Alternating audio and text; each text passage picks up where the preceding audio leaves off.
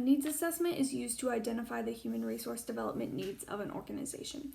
These needs could be identifying the organization's goals or understanding gaps within the organization or its employees. A gap is what is missing from an employee or an organization to get the performance from where it is to where they want it to be. So there are 3 specific levels we look at within the needs assessment. You have organizational, which is understanding what is needed for the whole organization. Then there are task needs, which focus on a specific position and what is needed to complete the tasks of that position.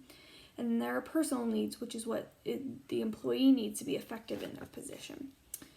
Some issues with the needs assessment can be the fact that it takes a lot of time to do a needs assessment. An organization might not be willing to put that much time and effort into them, so they can be done incorrectly, which is another issue. And when it's done incorrectly, you can have errors or the wrong needs can be identified on the assessment.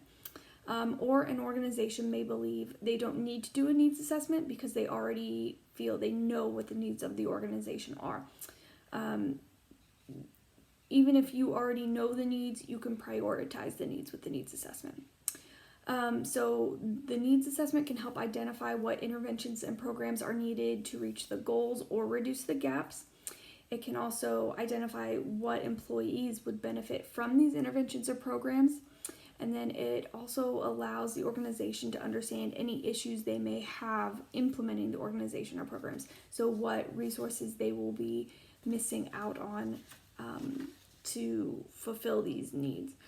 So a needs assessment is to identify the organization's goals and gaps. There are 3 different types: organizational, tasks, and person. You need to make sure you complete a full needs assessment and don't do it too quickly so there aren't errors. And then this will lead you on to your next step of implementing programs and interventions within the organization.